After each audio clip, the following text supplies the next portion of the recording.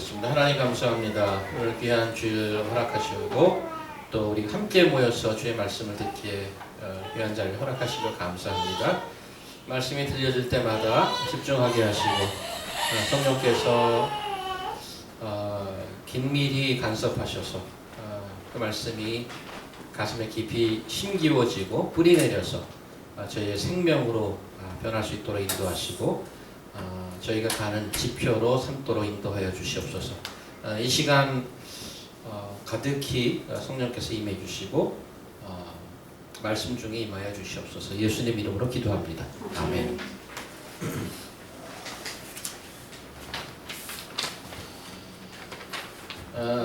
우주가 생긴 창세 이래 계속되는 인간의 근본적인 질문이 있죠. 나는 누구인가? 어떻게 살아야 되는가? 성경에 의하면 그 인간은 창조주라는 존재와 관계성 속에서 이해돼야 하는 존재로 나와 있습니다. 나는 누구인가? 나는 조물주, 창조의 신인 하나님이 직접 만든 자이다가 전제입니다. 그렇다면 어떻게 살아야 하는가? 나를 만드신 이의 의도에 맞게 살아야 한다. 거기에 대한 한 가지 답으로 이번 신년 말씀 시리즈에서 주는 제목이 있죠. 성경이 이렇게 얘기합니다. 내가 거룩하니 너희도 거룩하라. 어떻게 살아야 되는가? 거룩하게 살으라는 거죠. 근데 내가 거룩하다고 그랬어요. 하나님이 거룩하다는 건 무슨 말인가? 피조 세계와는 다른 분으로 완전히 영원전부터 스스로 존재하시는 분. 우리 그렇게 이해하는데 우리 지난 몇 시간 동안 계속 보았던 방향이 그런 비교 대상이 없이 하나님 자체로 거룩하다는 것을 정의할 수 없겠는가? 그 말씀에 있어서 공동체로 존재하시는 이 온 우주에 유일무이하게 한 분이신 하나님이 공동체로 존재한단 말이죠. 성부 하나님, 성자 하나님, 성령 하나님 이렇게. 근데 그 삼위 하나님이 완벽한 헌신과 사랑이 있어서 한 분이라고 부르기에 전혀 부족함이 없는 그런 모습이죠. 이란 말이죠. 그래서 내가 거룩하니 너희도 거룩하라는 말을 어떻게 이해하는가? 그러한 거룩함을 닮아서 우리도 거룩하게 살아야 되는데 하나님이 만들어진 바 존재로 나를 만든 이와의 헌신과 사랑, 소통과 교감하는 삶이다 이렇게 얘기할 수 있는데 우리가 소통이나 교감 이런 말을 좋은 말씀인데 이런 말보다 훨씬 더 밀도 있는 표현이 좀 필요하다고 생각합니다. 그래서 오늘 그 하나님과 함께하는 삶이 도대체 무엇인가? 연합하고 하나 되는 삶. 그래서 하나님 신이죠. 신과 그 연합함, 신과 하나 되면 가능한 일일까? 이런 큰 대전제를 가지고 오늘 말씀을 보려고 합니다. 오늘 본문이 나오는 갈라디아서의 큰 질문은 우리가 지금 막 얘기하고 있는 것과도 유사한데 하나님의 존재를 이미 알고 있는 자들이죠. 유대인들 혹은 새롭게 예수를 믿은 새로운 크리스찬 된 사람들. 이 사람들이 그 갈라디아서 편지 독자들인데 이들이 가지고 있는 큰 이슈가 있었습니다. 어떻게 사는 것이 하나님 앞에 올바로 사는 것인가 였죠.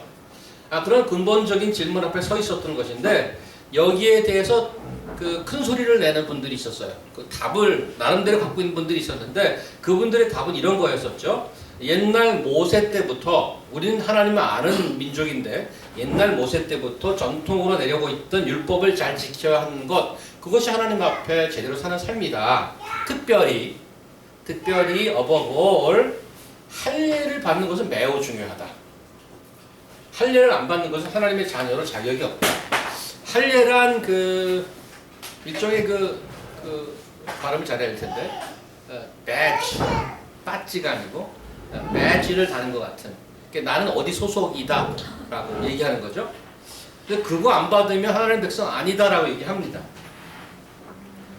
그런 생각과 반응에 대해서 사도 바울이 격하게 반응합니다. 격하게. 이 사도 바울이 쓴 편지 중에 가장 스트롱한 표현이 많이 나오는 그런 편지인데요. 사도 바울의 논지는 이런 거예요. 성경이 말하는 하나님과 인간의 관계는 어떤 룰을 지킨다던가 어떤 종교적 요식 행위를 하는 것으로 결코 설명될 수 없다. 이런 거죠. 오히려 그러한 것들이 신과 인간과의 진정한 관계를 만드는데 도움이 안 되고 오히려 해가 된다고. 아주 강한 어조로 얘기하고 있는데 좀 여러분이 I want you to feel the nuance. 그래서 한번 볼까요? 어떤 식으로 이제 편지를 이게 1장 앞부분이에요. 오래간만에 남편을 만나시고 돌아오신 송이자매님께서 한번 읽어주시기 바랍니다. 그리스도의 은혜로 너희를 부르신 이를 이같이 속히 떠나 다른 복음 듣는 것을 내가 이상히 여기노라. 다른 복음은 없나니 다만 어떤 사람들이 너희를 요란케 하여 그리스도의 복음을 변하려 함이라. 그러나 우리나 혹 하늘로부터 온 천사라도 우리가 너희에게 전한 복음 외에 다른 복음을 전하면 저주를 받을지어다. 여기는 기록상 이렇게 굉장히 말하자면 뭐라고 해야 되나 written이라고 그래서 좀 멜트 다운된 느낌이 드는데 이거 영어식 표현 이런 거 있잖아. 저주를 받을지어다는 go to hell이에요. go to hell. 너 지옥불에 떨어져 버려. 이게 천사고 뭐고 필요 없어. 하나님께 받은 그 복음, 다른 복음을 전하면 야 그것도 좀 도움이 되겠다? 뭐 오케이. 이 정도가 아니고 너 지옥에 가버려. 굉장히 스트롱한 단어죠. 근데 왜 그렇게 강하게 얘기하고 있죠? 아니 뭐 할례 받고 뭐 율법 지키는 게 뭐가 그렇게 나빠서? 왜 그렇게 강하게 얘기하느냐? 어떤 교양, 종교, 도덕, 취미의 문제가 아니고 죽고 사는 문제라서 강하게 얘기합니다. 그럼 어떻게 살라는 거예요? 어떻게 살라고? 그게 오늘 본문의 20절입니다. 제가 다시 이렇게 박스 안에 들어가 있죠?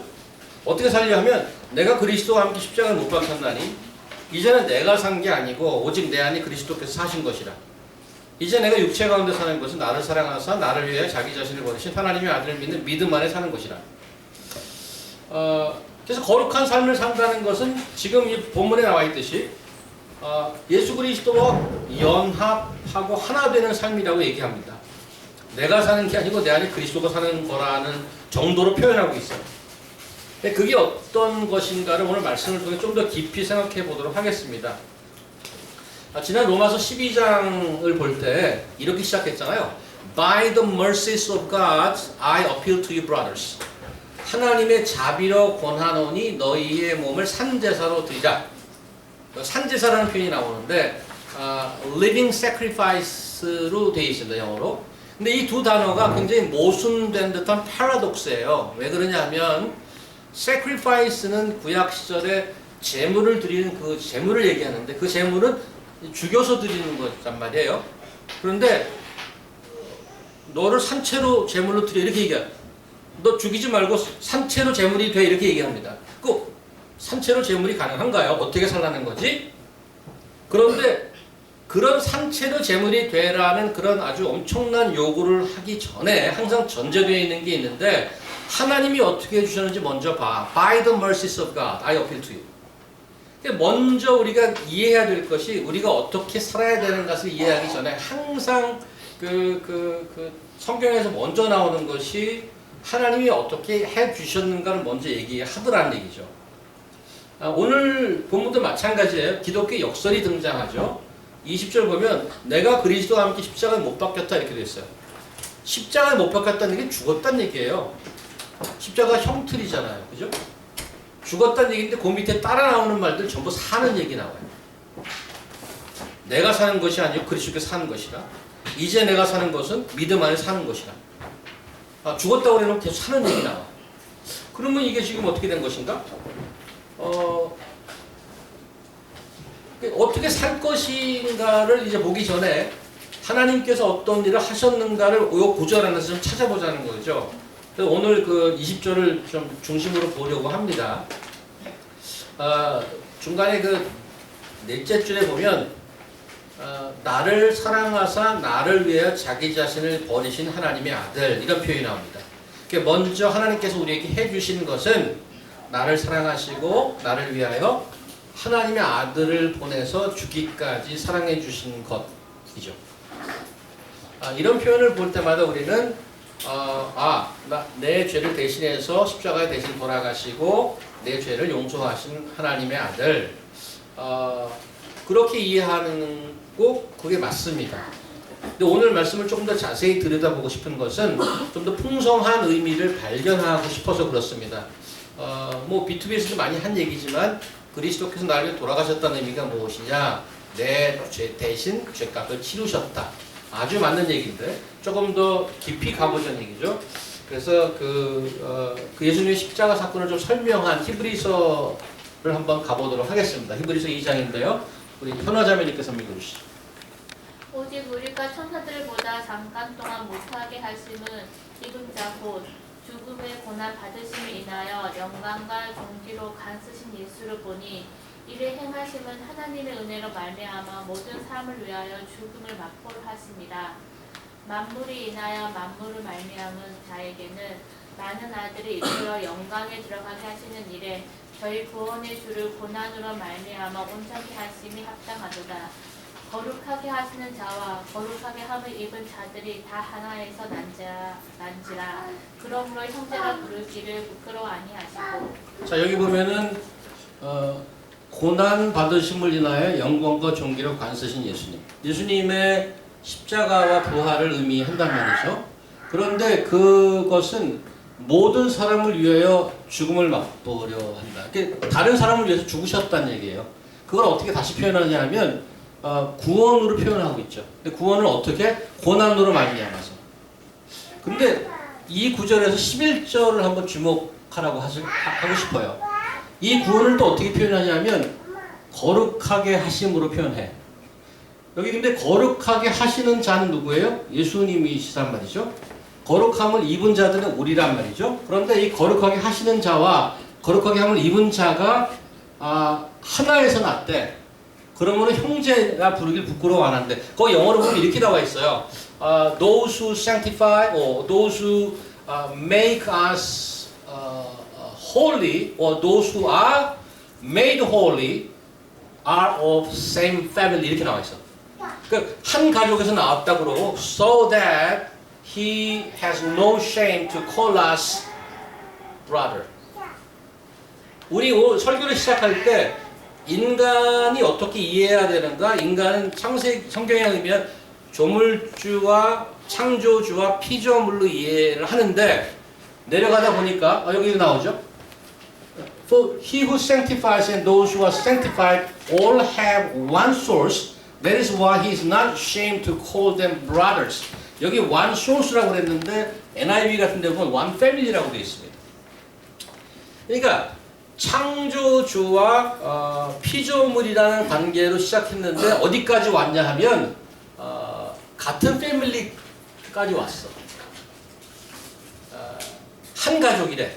그래서 예수님이 우리 브라더라고 부르기까지 해. That much. 그러면 한 가족으로 왔다는 것에 들어있는 그 풍성한 의미가 뭔가 하면 한 가족이면 쉬어하는 것들이 많아 일단은. 우리 형과 내가 쉬어하는 것은 우리 한 부모한테 낳았으니까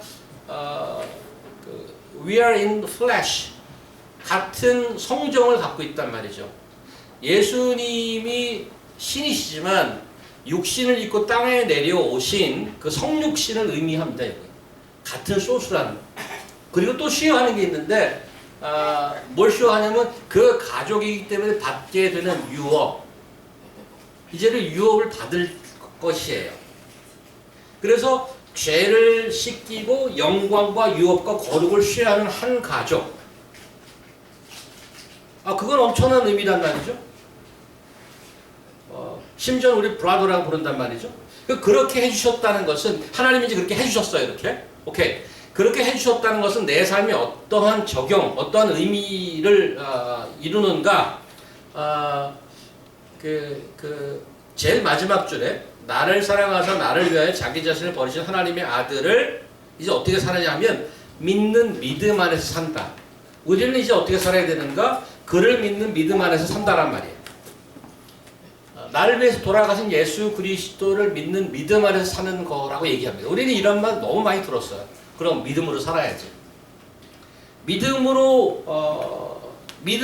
내가 주인이죠. I believe it. 내가 주인이지만 항상 성경에 나오는 믿음은 뭐부터 나오냐면 하나님께서 나에게 무엇을 해주셨나가 먼저 나와. 그 먼저 나온 것에 대한 반응이 항상 믿음이야. 그럼 믿음으로 산다는 말은 무엇인가를 조금 생각해야 되는데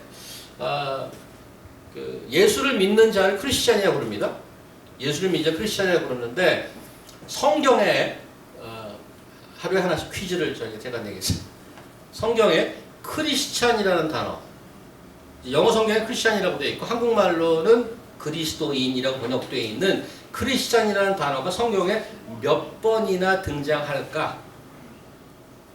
구글 찾지 말고 검색하지 말고 그냥 이건 무슨 여러분의 이건 사실 잘 몰라. 근데 그래서 물어보는 거야. 대충 교진정도 어떻게 생각해? 몇 번이 나올 것 같아? 크리스찬이라는 단어가 10번 정도 나올 것 같다. 리나점은 어떻게 생각해? 성경에 우리 크리스찬 말 많이 쓰잖아. 성경 크리스찬이라는 단어가 몇 번이나 나올까?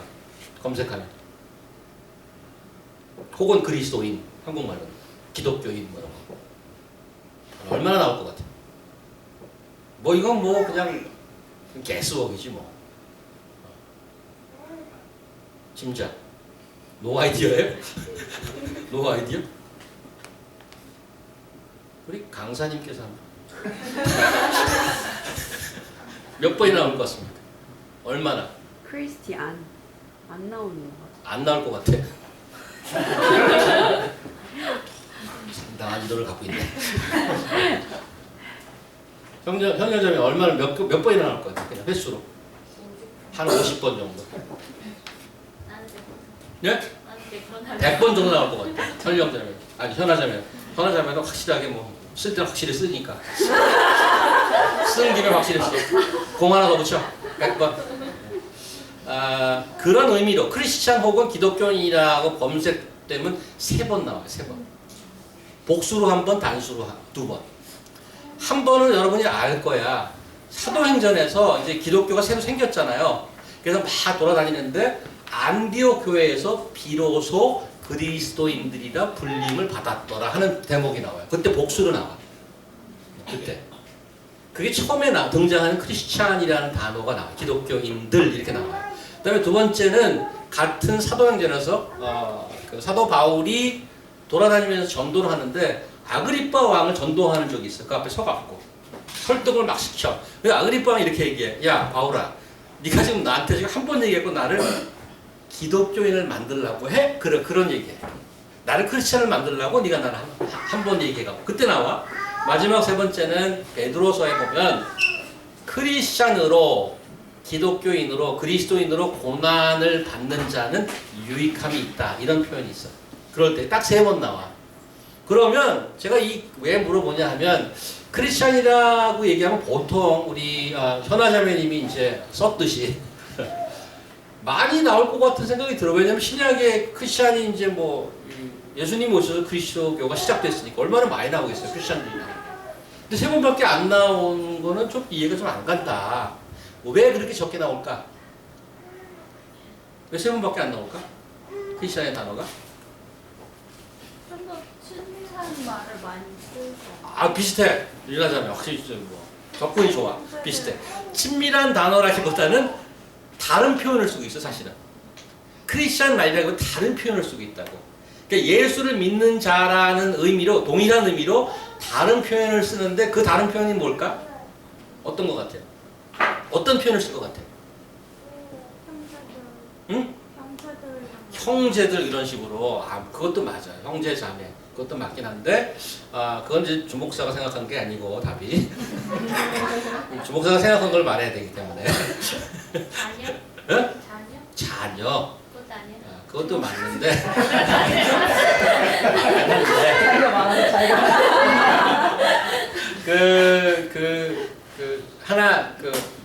한 가지 본문을 좀 소개할게요.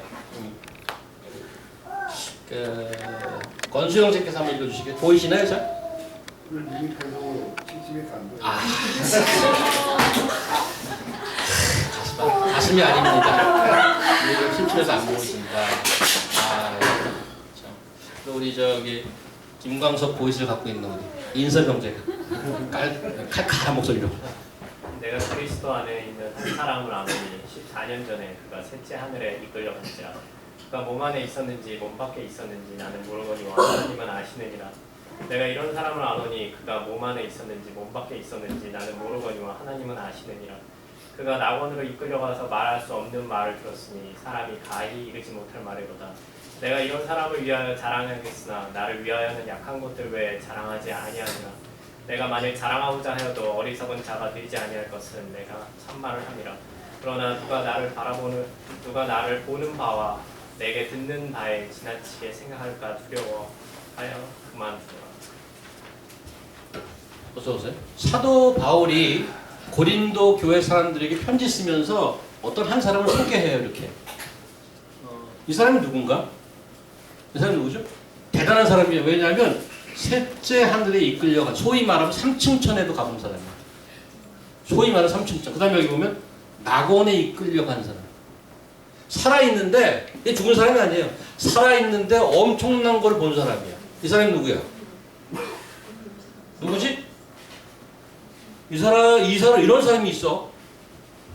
어떻게 이런 사람이 있는지 아셨어요? 성경에? 이런 사람이 있어. 세상에. 누구냐고 도대체? 누굴 소개하냐고? 사도 바울 말고 사도 보울이라는 사람이 있나요, 혹시? 누구에게? 자기야, 자기. 근데 자기를 얘기하면서 너무 엄청나서 딴 사람처럼 얘기해.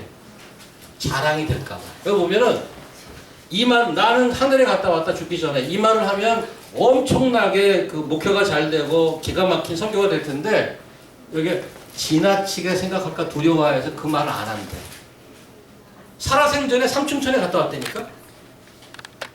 왜 이런 말을 하냐면 그때 고린도 교회에 자랑하는 놈들이 그렇게 많았어. 자랑질 하는 게 없어. 듣다 못해서 야, 좀 자랑 좀 하지 마. 나 한번 시작해볼까?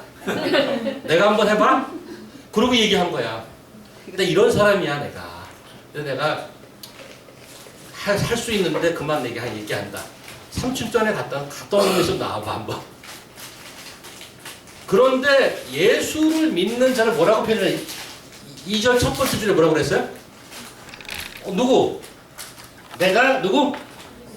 그리스도 안에 있는 한 사람. 이렇게 얘기했어. Let me tell you about the one who is in Christ. 예수 믿는 사람을 사도 바울이 어떻게 표현하길 좋아하냐면 the one in Christ. 그리스도 안에 있는 사람. 크리스찬이라는 말이 안 나오는 이유는 전부 이렇게 표현했기 때문에 그래. 나중에 여러분도 한번 검색해 보세요. in him 혹은 in Christ, in Jesus라는 말이 얼마나 많이 나오는지 그 편지에 있어서. 그 뉘앙스를 오늘 좀 같이 느껴보자는 거예요. 예수 안에 있다는 게 도대체 무슨 말인가? 내가 어떻게 예수 안에 이렇게 들어가 있을 수 있는가? 예수 안에 있는 게 무슨 말일까 이거죠. 네?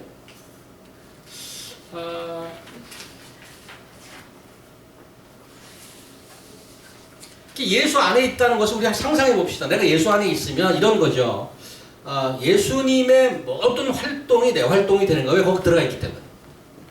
예수님이 가는데 나도 가게 되지. 예수님이 안 가면 나도 안 가. 예수님이 싫어하는 건 나도 싫어하고 좋아하는 건 나도 좋아해. 그 안에 있기 때문에. 예수님이 생각하는 건 나도 생각하고 예수님이 소유하는 건 전부 내 거야. 이런 것이 동시에 일어난다. 왜? 그 안에 있기 때문에. 여기 이제 우리 교회 패밀리들이 좀 생기기 시작한단 말이에요. 그래서 엄마들은 출산을 한 경험이 이제 있고요.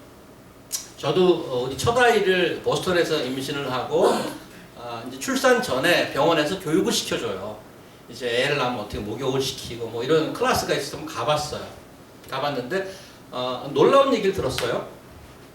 이제 아이를 낳을 때가 되면 출산할 때가 되면 엄마의 그 five senses 모든 감각이 한 배 이상으로 뛴대요. 보고 듣고 느끼고 냄새 맡고 이런 것들이 굉장히 뜬대. 그래서 아빠는 피곤해서 자는데 엄마는 조금만 소리 바짝 일어나는 거예요. 왜? 이 센스가 워낙 발달하기 때문에. 그리고 아이를 갖게 되면 땡기는 음식, 평소에 안 먹었는데 땡기는 음식이 있어.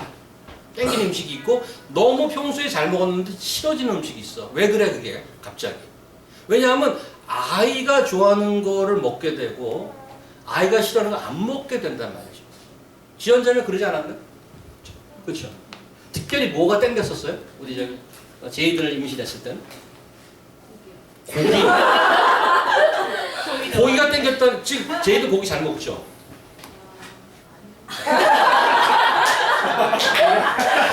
안 맞네. 사인이 안 맞아, 이거. 사전에 좀 이거 좀 해야 되는데. 사전에 보시긴 해야 싫어하진 않는데. 싫어하진 않는다. 고기가 무지하게 땡겼는데. 아니, 우리 평소에도 좋아하지만 특별히 우리 아내는 임신했을 때 그 딤섬을 그렇게 좋아했어요. 거의 출근부를 찍을 정도였어요. 이틀에 한 번 갔어요. 아무것도 안 먹어. 딱 그것만 먹어. 근데 신학교가 있는데 거기까지 한 30마일 돼요. 꽤 걸려요. 거기를 이틀에 한 번씩 나갔다니까. 왜냐면 아무것도 안 먹으니까 그것만 먹어. 지금 은비는 킬러입니다. 딤섬. 걔가 그렇게 좋아했던 거예요. 그래서 엄마들이 아이를 아마 태교도 한다고 그러잖아. 그리고 친정 엄마가 그러지. 야, 나쁜 생각하지 마라. 나쁜 말 하지 마. 다 아이들이 다 들어. 좋은 음악 듣고 그래야 돼. 그렇게 얘기한단 말이죠. 왜? 전부 내가 하는 게 아이한테 다 생각도 아이한테, 듣는 것도 아이한테 다 들어가기 때문에 마치 우리가 예수 안에 있다는 게 그런 거란 말이에요. 예수님이 우리가 원하고 우리가 필요한 거를 드시고 그게 내에서 영향이 된다는 말이죠. 이게 엄청난 거죠. 그래서 예수 안에 있다는 게 그런 엄청난 거예요. 함께 한 몸으로 사는 거죠. 한 몸이기 때문에 그의 소유가 됐고 그의 생각, 그의 축복 다 내 겁니다. 엄청난 프리빌리지인데 오늘 본문 중에 우리가 별로 좋아하진 않지만 이것도 동시에 어플라이 하는 게 뭔가 하면 내가 한 몸이기 때문에 죽어도 같이 죽고 살아도 같이 살아. 그게 그리스도 함께 십자가에 못 박혔다는 얘기죠. 그런데 여기서 이렇게 표현하지 않았어요. 나는 나를 못 박았다 이렇게 표현하지 않았어요. 수동태로 돼 있어요. I have been crucified 이렇게 돼 있어요. 그 얘기는 내가 액티블리 나를 못 박은 게 아니고 못 박혀진 거예요. 십자가에 못 박혀졌어요. 내가 그 안에 있기 때문에 그분이 못 박힐 때 같이 못 박혀졌어요. 나한테 일어난 일이에요. 네? 왜 그렇게 살고 죽고 해? 19절에 율법에 대해서 죽어야 되기 때문에 그리고 하나님에 대해서 다시 살아야 되기 때문에 예수와 함께 죽고 살아야 되는 거란 말이죠. 여기서 19절에 율법이라고 나왔지만 요즘식으로 바꿔 얘기하면 세상이 얘기하는 가치죠. 하나님 말고 하나님 이외에 세상이 얘기하는 가치, 사상, 규칙, 심지어는 내 경험 이런 것에선 죽고 하나님 나를 창조하셔서 하나님이 얘기해주는 가치와 생명으로 다시 살아나라 이겁니다. 예수 안에 같이 산다는 게 아주 그런 의미예요. 엄청난 의미죠. 2004년에 발표된 드라마 하나가 있는데 여러분 중에는 보신 분이 있을 거예요. 파리의 연인이라고. 박신양과 김정은, 북한의 김정은 아닌 거 알죠? 눈동그로 한 여자분 있잖아요. 탤런트 김정은. 근데 그 드라마가 삼각관계예요. 또 다른 남자가 등장하는데 이동건, 눈 부리부리하고 잘생긴 사람 있잖아요. 그 세 사람이 이제 그 메인 캐릭터인데 파리에서 뭐 이렇게 연애하고 그런 건가 봐요. 그런데 이제 이동건이 무지하게 쫓아다녀. 김정은이를. 근데 김정은 별로 관심이 없지. 왜냐면 박신양이랑 연애해야 되기 때문에. 그래서 이동건이 가슴을 찢고 막 힘들어해. 삼각관계라. 근데 어느 한 장면 이렇게 얘기해요. 아까 채면서 이제 당신이 무슨 생각을 하는지 모르지만 나는 늘 하루 종일 당신 생각뿐이야. 이제 김정은이가 눈 껌껌하고 있죠. 뭔 소리요? 그러면서 눈 껌껌하고 있죠. 손을 탁 잡으면서 그걸 잡으면 자기 손에 자기 여기 가슴에 딱 대는 거야. 딱 대는 거야. 그 다음 대사를 여러분이 아시잖아. 내 안에 너 있다.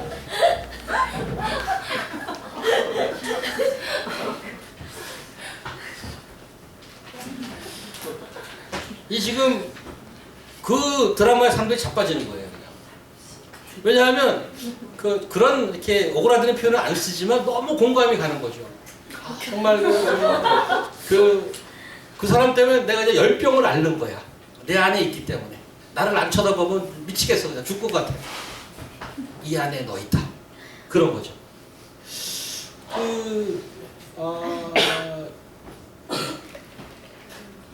밝은 형제 연애할 때 기억이 나시잖아요. 가장 최대치의 표현이 뭐였나요? 최대치의 표현. 사랑하는 최대치의 표현. 밝은 형제가 또 이렇게 아티큘레이션 좋게 표현을 아주 많이 했을 것 같아요. 가장 최대로 난 널 사랑해. 이 정도 아닐 것 같아. 어떤 표현이 기억나시나요? 지혜자매가 기억나시나요? 우리 어떤 표현을 해줬는지. 어떤 게 가장 큰 사랑의 표현이었나요?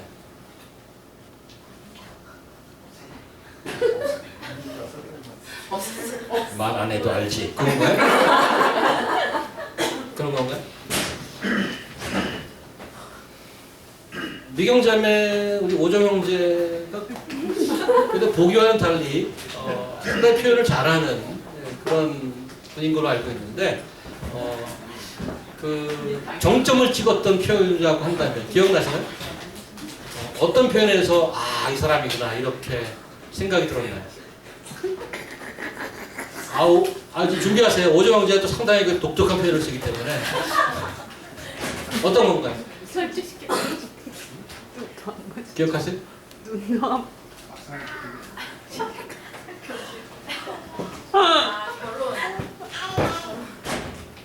결혼하자 그래요? 그냥?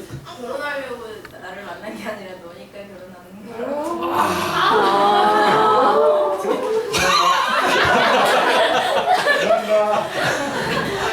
정말 결혼하니까 결혼하려고 널 만난 게 아니고 너니까 결혼한다.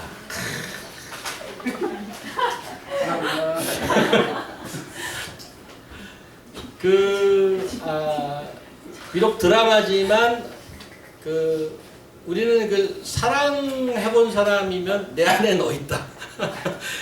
그 표현이 갖고 있는 그걸 좀 조금 알아요. 그리스도 안에 산다는 게 여러분이 조금 짐작한다 일종의 그런 거란 말이죠. 내가 그리스도 안에 사는 것 그런 건데 이제는 사실은 오늘 여러분이 보셔야 될 것이 내가 예수 안에 사는 건데 이런 표현도 나와요. 20절 두 번째 줄 이제는 내가 사는 것이 아니요 오직 내 안에 그리스도께서 사는 것이라. 그러니까 내가 그리스도 안에 사는 걸로 생각했는데 그리스도가 또 내 안에 산대. 그럼 이건 어떻게 된 것인가? 요한복음 15장을 한번 가볼까요? 이런 표현이 있습니다. 우리 윤정자매님 한번 읽어주시겠어요? 내 안에 거하라 나도 너희 안에 거하리라. 가지가 포도나무에 붙어 있지 아니하면 절로 가시를 맺을 수 없음 같이 너희도 내 안에 있지 아니하면 그러하리라. 나는 포도나무요 너희는 가지니 저가 내 안에 내가 저 안에 있으며 이 사람은 과실을 많이 맺나니 나를 떠나서는 너희가 아무것도 할 수 없음이라. 사람이 내 안에 거하지 아니하면 가지처럼 밖에 두루어 말라지나니 사람들이 이것을 모아다가 불에 던져 살을 씁니다.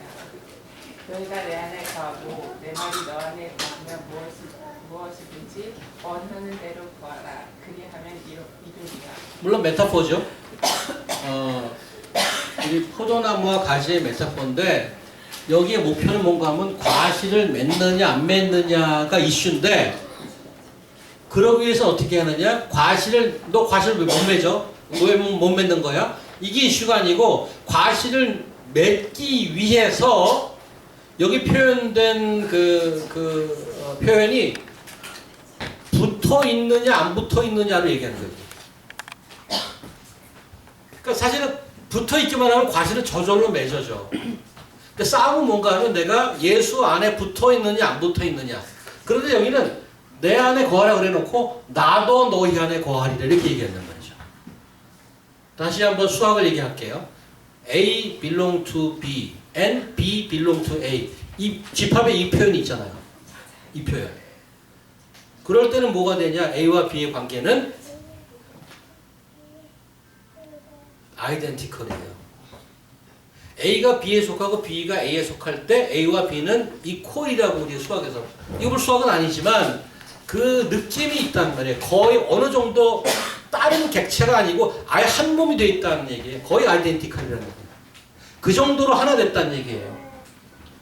그래서 예수 안에 살고 예수가 내 안에 산다는 것의 의미는 내가 so attached to him, so bound in him that fruit comes out.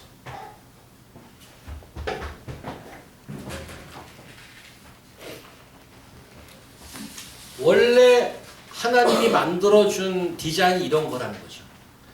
피조물과 창조주와 피조물의 관계임에도 불구하고 예수님이 내려오셔서 우리와 한 몸이 돼서 하나 되는, 그게 하나님이 디자인한 픽처예요. So united that we and God in one, that we may bear fruit. 골로새서 이렇게 또 표현해주고 있습니다.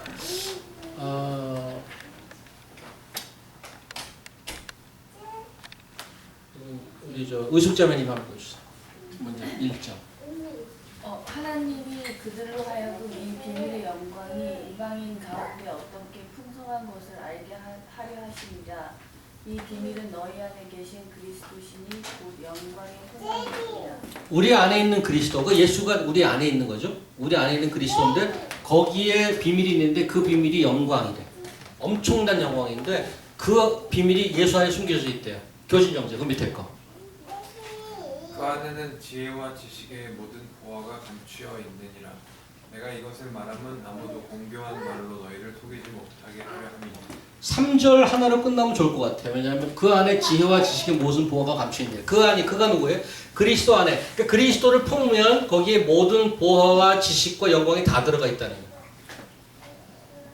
그런데 4절이 우리를 워닝 라이트예요. 이렇게 내 이 말을 자꾸 한 얘기가 뭔가 하면 공교한 말로 너를 속이지 못하게 하려 합니다. 이게 무슨 말인가 하면 다른 데도 괜찮은 게 있다는 메시지가 너무 많다는 거야. 거기에 속지 말라는 거죠.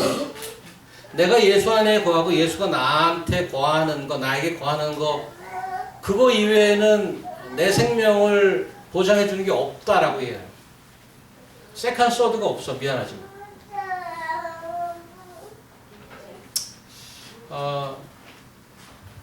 여성분들은 축구를 별로 관심 없지만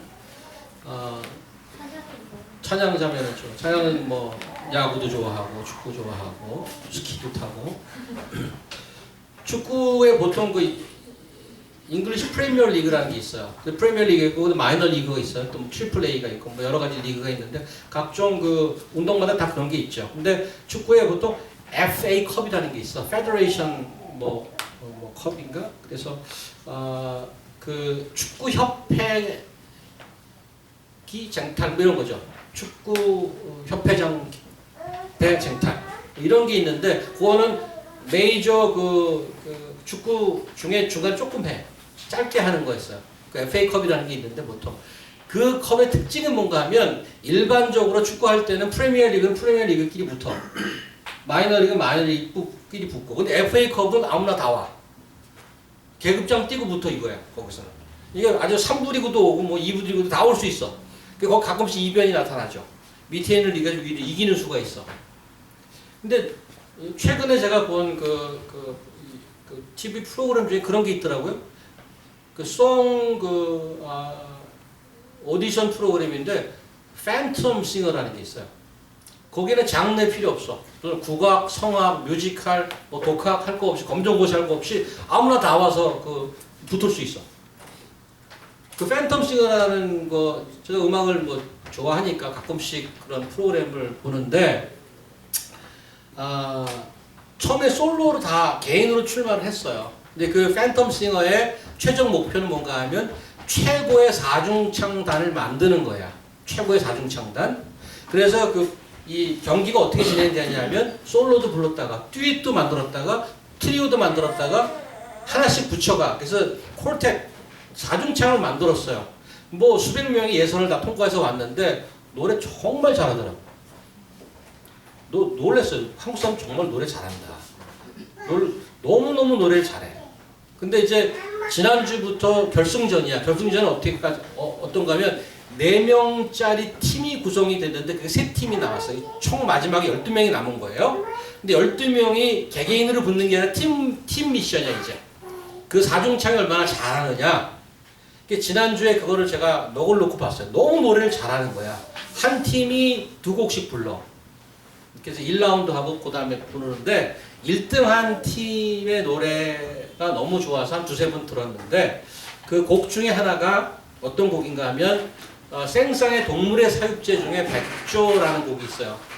나 기억했는데 지금 또 말을 잊어먹었다. 미용장님 어떻게 하는 거죠? 백조? 그 원래 첼로 곡이라는데 멜로디가 어떻게 되죠? 굉장히 익숙한 건데. 네? 송이점이 어떻게 되는 거죠? 그 멜로디가? 맞아요. 디라라리라라라라 디라리라리라리라. 그게 원래는 피아노 반주에서 첼로 곡이래요. 근데 그걸 편곡해갖고 노래로 사중창을 만들었어요. 전율이 막 나고 너무 기가 막혀. 그래서 그 노래 제목이 노테 스텔라타라는 그런 곡인데 생상이 프랑스 사람인데 그 심사위원 중에 이렇게 표현을 했어요. 프랑스 사람이 작곡한 거를 그 옆집인 이탈리아 가사를 붙여서 동양 사람들 4사람이 한국 사람 4사람이 부르는 거를 생상이 무덤에서라도 상상을 했겠는가. 놀랍다. 여러분들 제가 추천드립니다. 들어보세요. 팬텀 결승 2위곡 노테 스텔라타. 그런데 심사평이 이렇게 나와 있어요. 솔로보다 한 사람 다 기가 막히게 노래 잘하는 사람들이야. 그런데 이렇게 솔로보다 4분이 만나서 화음했을 때 훨씬 감동으로 왔다. 그 2번째 어떤 성악가 한 분이 이렇게 표현했어요. 팬텀 싱어의 그 프로그램을 소개하는 것 중에 천상의 하모니를 만들어가는 팬텀 싱어 이렇게 광고 문구가 나오는데 바로 오늘 이 팀이 천상의 하모니에 가깝지 않을까 이렇게 극찬을 해줬어요. 천상의 하모니. 우리 인생은 다 홀로 태어났어요. 사실은 홀로 태어났죠. 듀엣이나 물론 쌍둥이도 있지만 다 홀로 태어났는데 혼자 살도록 만들어지지 않았어요. 오늘 이 말씀에서 쭉 보았듯이 나를 만들어주신 거룩한 하나님과 하나 돼서 살도록 만들어졌어요. 또 그분이 사랑하는 공동체와 함께 살아가도록 만들어졌어요. 우리는 늘 살다가 힘들다고 그러죠. 여러 가지 이유가 있을 수 있어요.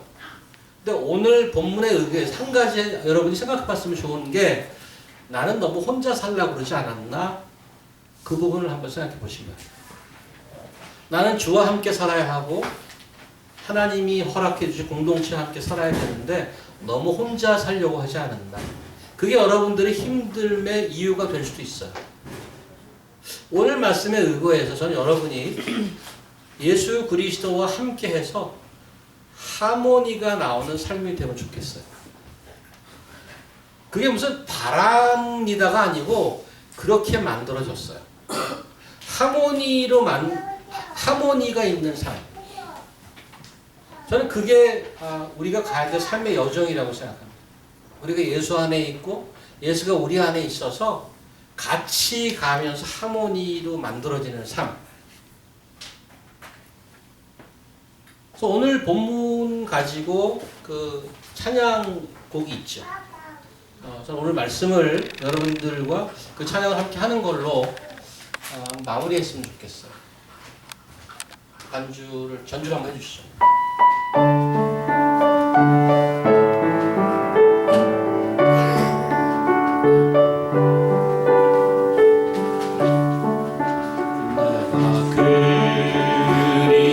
그리스도와 함께 십자가에 못 박혔나니 그런즉 이제 내가 산 것 아니요 오직 내 안에 예수께서 사신 것이라. 이제 내가 육체 가운데 사는 것을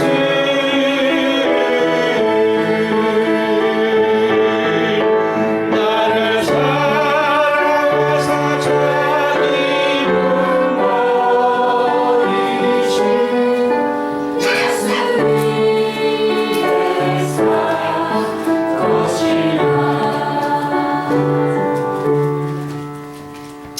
시간은 오늘 말씀을 생각하면서 함께 기도하겠습니다.